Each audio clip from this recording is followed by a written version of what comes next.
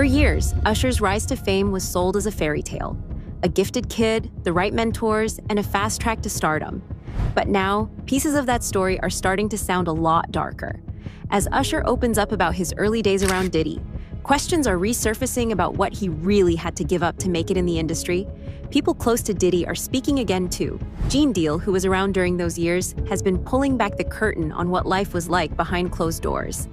From strange stories about daily routines to claims that Diddy treated young talent like property, the picture being painted is uncomfortable, to say the least. And according to Gene, none of it happened in a vacuum. He says Clive Davis played a major role in shaping Diddy's decisions and the environment around him. He learned from Andre Harrell. He learned from Russell Simmons. He learned from Clive Davis.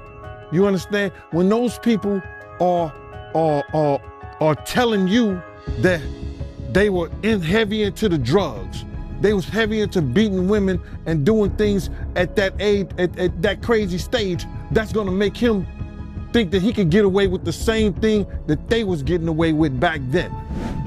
Now, with Usher finally breaking his silence and old stories lining up in new ways, Diddy is under more pressure than ever. What really went on at Flavor Camp? How much control did powerful people like Clive Davis have over Usher's childhood?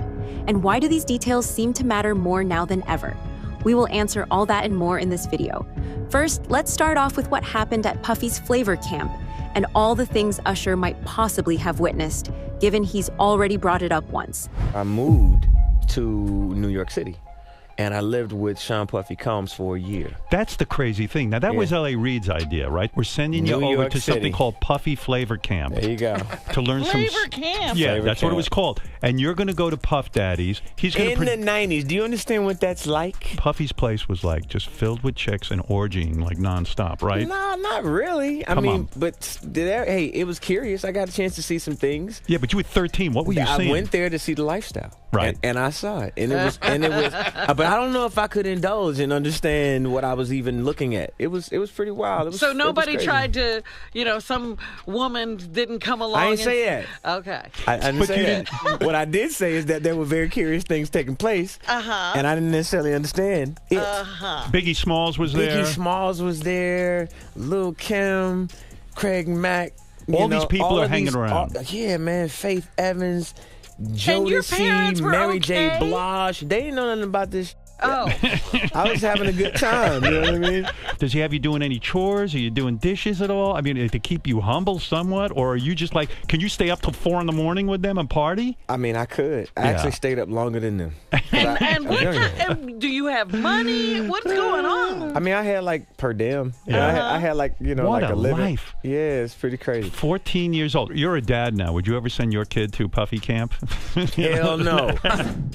When Usher was only 13 years old, his life changed fast. Diddy became his legal guardian and took control of his early career while producing his first album.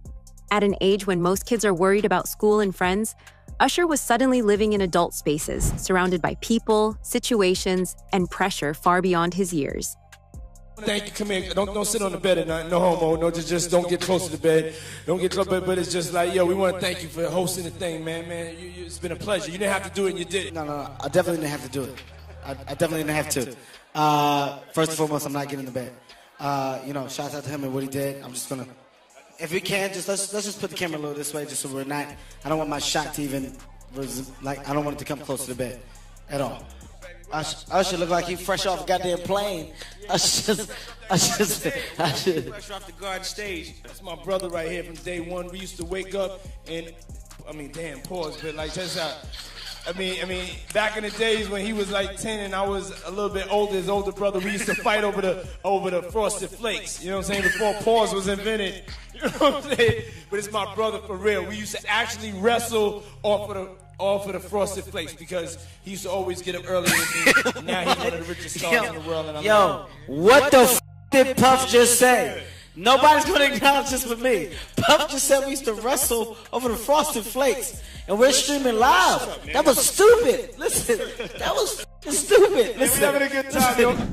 Years later, Usher admitted that being under Diddy's wing exposed him to things a child shouldn't have to process. In 2004, during the era of Usher's Confessions album, Usher said in a Rolling Stone interview that Diddy introduced him to a totally different set of sex, specifically. Usher noted that sex is so hot in the industry, man, and remembered that in Diddy's home, there was always girls around. You'd open a door and see somebody doing it, or several people in a room having an orgy. You never knew what was going to happen. He explained that the environment pushed him into grown-up experiences before he was emotionally ready. The industry moved fast, and so did his loss of innocence. Usher continued, saying that he wouldn't pass on any of the advice Diddy gave him. He framed it as something he survived rather than something that consumed him, making it clear he had to actively protect himself from being pulled under by it all. They play Usher Confessions. Confessed that that Lifetime Achievement Award was a hush payment for your asshole and all of the many years of abuse. That wasn't no lifetime. I'm still mad. People say, why you say that about Usher? Oh, okay. So I'm mad that people aren't more mad at Usher. For what? Because somewhere along the way, he went from a victim to a procurer to a head turner. Like, let's just be honest about Usher. Is he a victim or is he a cooperating agent?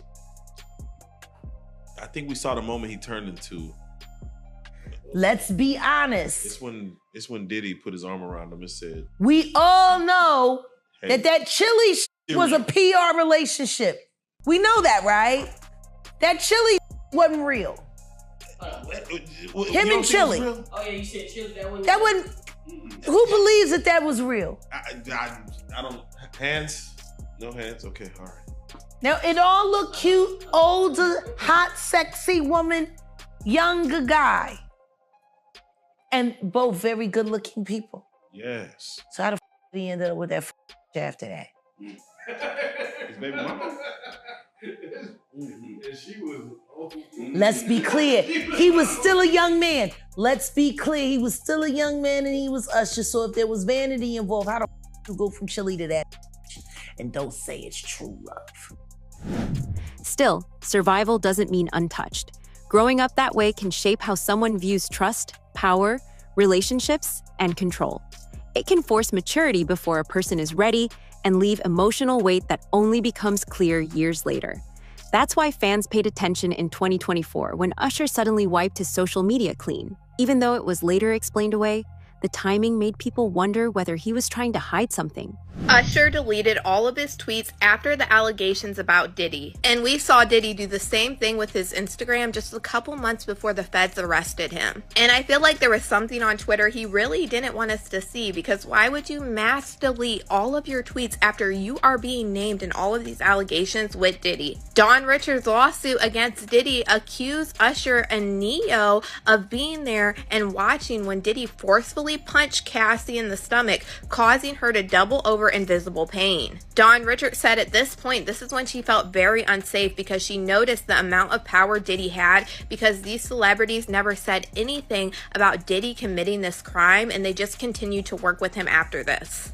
And that's not all. We also have the allegations of Usher being the one to bring Justin Bieber to Diddy, and this is circulating like crazy, and you cannot tell me that he has not seen this. The same crazy allegations are being brought up in Kim Porter's book, how she allegedly found these tapes that Diddy had, and she's talking about a young pop star, which a lot of people are thinking is Justin Bieber. So the fact that Usher would do something so publicly like this when he is being scrutinized all over the internet really makes me think that there was something deep down that we were not supposed to see. And some people are thinking because of this that Usher might be the celebrity that's going to testify against Diddy. And I honestly don't know, but that really doesn't make sense to me why Usher would mass delete all of his tweets if he's being brought in as a witness against Diddy. And after all of these allegations about Usher being spread like wildfire all over, the fact that he would mass delete these tweets because he's a witness really doesn't make sense to me. It's more like you were mass deleting stuff because you didn't want people to start digging and find something.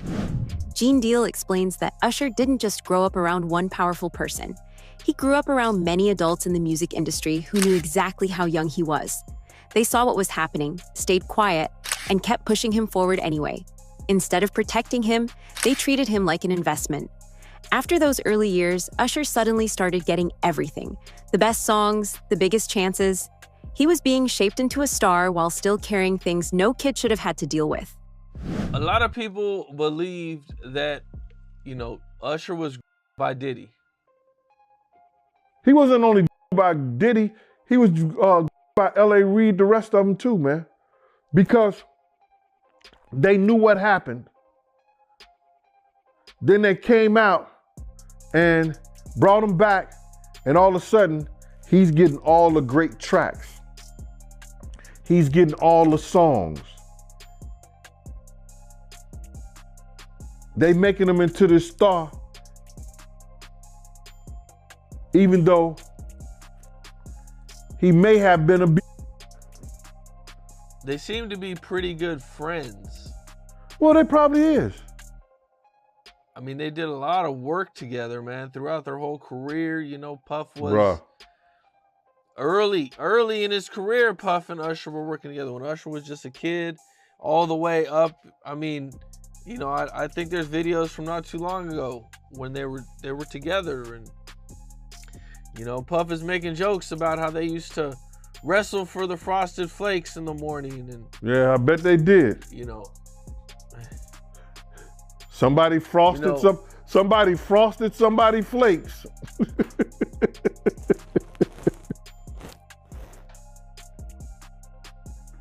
Without the milk. What do you think it is that keeps Usher from coming out or saying anything? Because, dog, you got to realize in that industry, a lot of people are stand back and say, well, it happened to me. That's how some of them people pay their dues.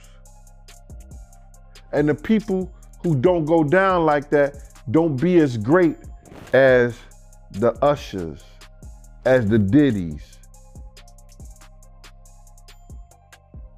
It's a way of passage to certain people in the entertainment business.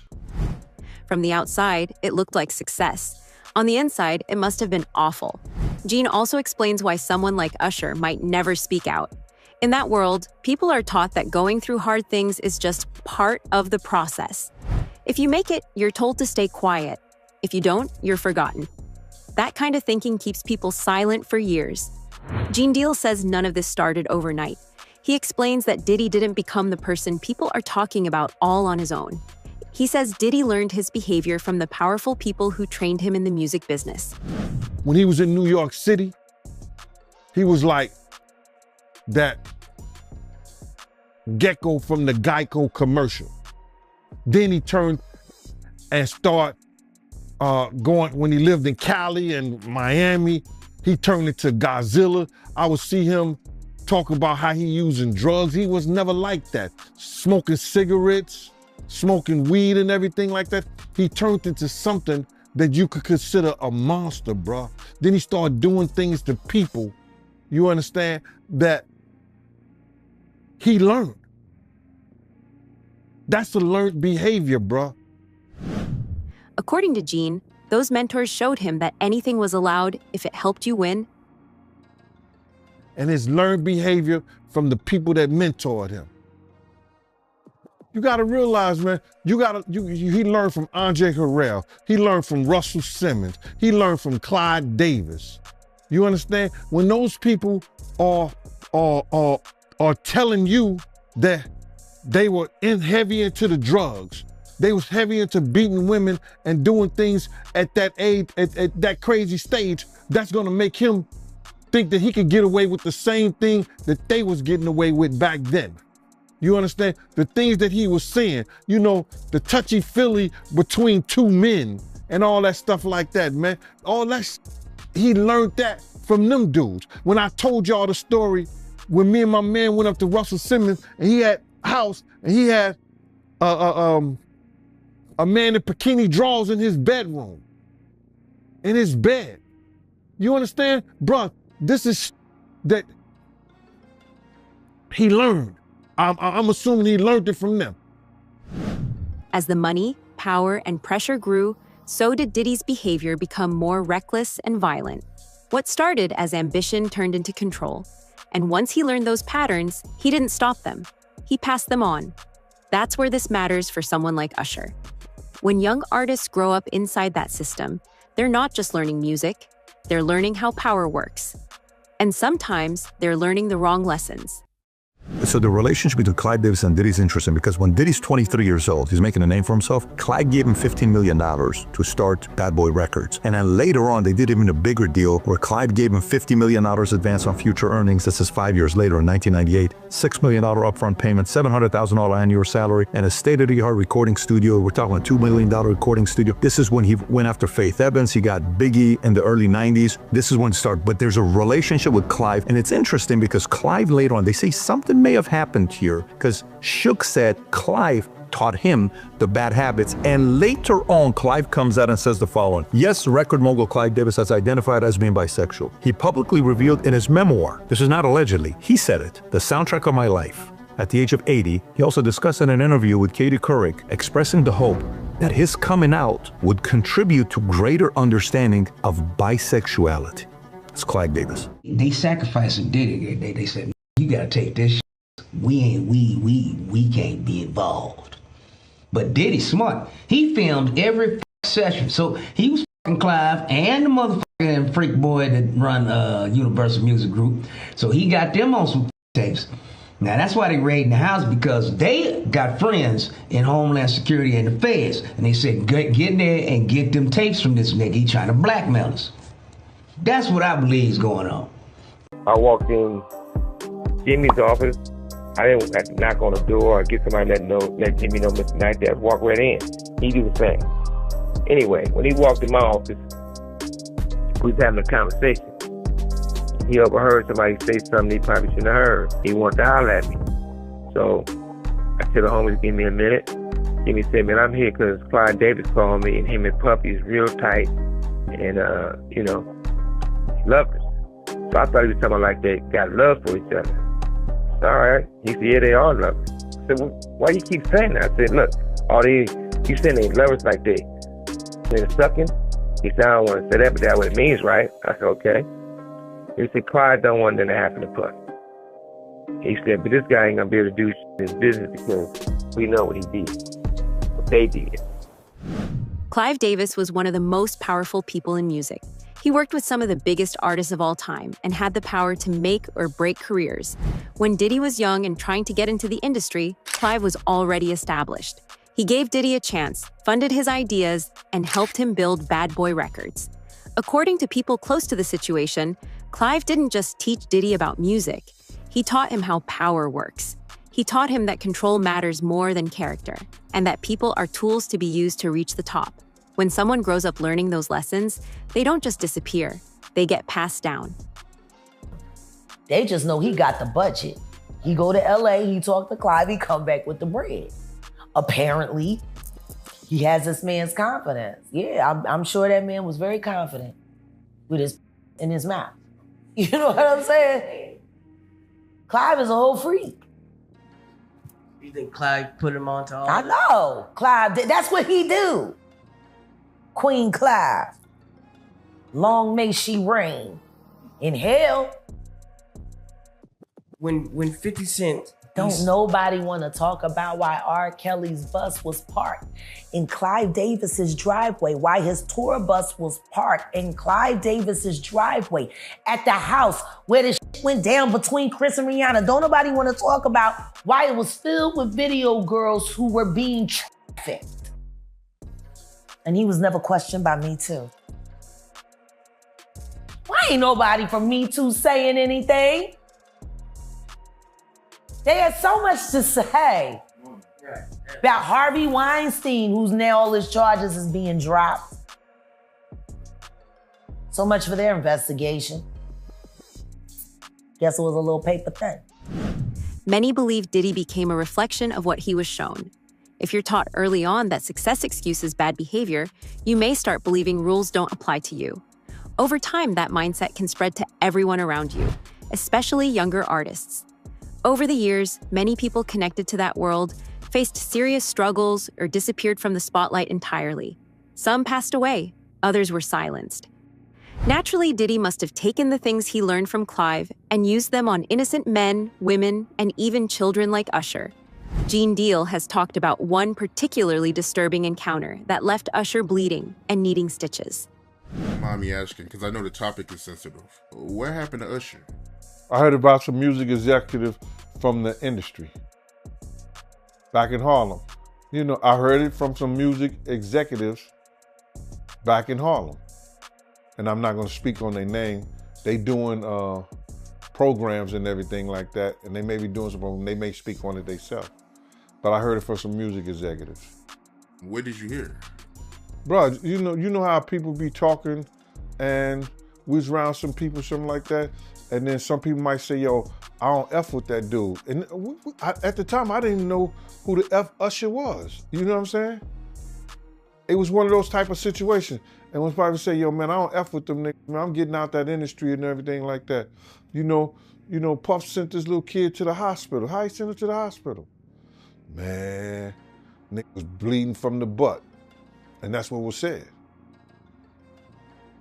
But I didn't even have a name for the kid at the time. Then you heard, and that's what happened. And that's just, that's something that you heard. You don't know if it's true, you just heard it. So, and just to hear this, and this new thing where they saying that they got kids coming forward and said that he did that, man, that shit is crazy. And like I just said, that's just something that I heard. It's something that I didn't know. It's something that I ain't see. A lot of people want to, because Gene Deal has spoken on certain things that I've heard, I have spoken on it. But then they were just trying to say, I know. No, I'm not scared to say what I heard. And if there's any truth to it, then it's truth to it. Let them find it. Gene says what made this story hit harder years later is that now, new allegations are coming out with young people stepping forward and telling their own stories. When Usher is brought up again, Suge Knight has allegations of his own. And one person didn't know that Puffy was Usher. Now, one person didn't know what the saddest thing in the world is what they did to Justin Bieber. What was that? That's bad. What'd they do to him? Because there's a lot of speculation out there, but nobody. I mean, I've heard things, but what did they really do to him? They had sex with him when he was a kid. I hate to say that. I hate to say that because I really like Justin Bieber. I feel bad for Justin Bieber. And this wouldn't have happened if Justin Bieber came from a wealthy family. Justin Bieber pretty much came from a poor family, but the young man was so talented, and he could have been bigger than Michael Jackson. But the depression of the drugs and the stuff he allowed these grown men to do to this little boy is unhealthy, and it's f***ed up. No grown men supposed to be getting high and doing drugs and drinking with a kid.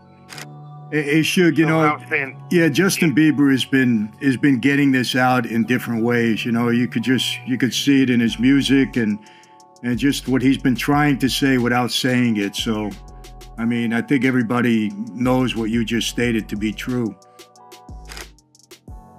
I mean, you had grown men would take Justin Bieber. A grown man take Justin Bieber when he was young to a romantic vacation, showing pictures on the Instagram with no women, nobody else but a grown, successful man and this little kid.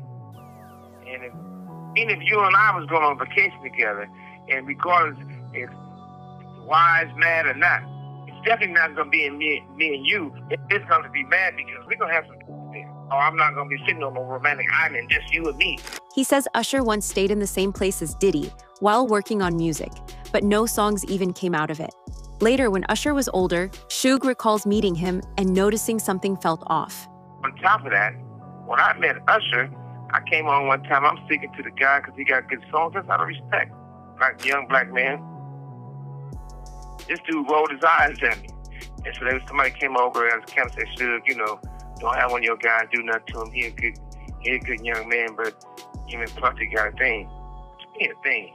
He said, he gave me a look like, and I thought about it, the way he rolled his eyes at me, it wasn't like somebody homie or rolled it. It was like I beat up somebody's man. Like I beat his, he the bitch. Like somebody to roll their eyes. Like you beat my boyfriend up. I ain't speaking to you. Really? It was one of those, right? Yeah, for sure. And the crazy thing about it is like Leslie, his mother, and everybody else said the same thing. Well, it was wrong, but if we go and get Puffy in trouble behind that, Usher wouldn't be Usher. He'd be known as the guy who got molested by Puffy, and they didn't want that. They wanted the money. The belief was that staying quiet protected his success, even if it cost him personally. It shouldn't be a surprise that what happened to Usher ended up shaping how he treated younger artists, including Justin Bieber. Jaguar Wright alleges that Usher actually sent Bieber to Diddy after grooming him, basically continuing the cycle that had been inflicted on him. In her words, Diddy turned Usher into a predator, and now that pattern repeated. People look at Usher, they don't see that. They're not seeing the victim. They're not seeing that boy that got rushed to the hospital. They're not seeing what the intentions was in his heart when he took Justin Bieber there. Oh. Let's be honest. He took Justin Bieber there. Diddy had been trying to get to Bieber for a minute. And his management was backing him off. But it wasn't until Usher took over management and had guardianship and gave temporary guardianship to the diddler for 48 hours. Think about that. He had already been to the hospital. That situation that Gene was talking about. And you still took Bieber there. But you got custody of him first. Diddy had already tried. They wouldn't let him. Actually, someone made reference to the fact that Diddy trying to get at Bieber the way he was trying to get at Bieber was looking a little predatory. And then Usher came in and discovered it and managed him and got custody of him and promised to look after him. And then he sent him to the diddler. Does that sound like a good guy? It's horrible. Does that sound like a good guy? Now that we know what Diddy's really like. What kind of fucking asshole do you gotta be to take another boy, another talented boy, and put him in your place so it ain't gotta be you no more? Do you think Usher deserves a second chance if he exposes Diddy and Clive? Let us know in the comments.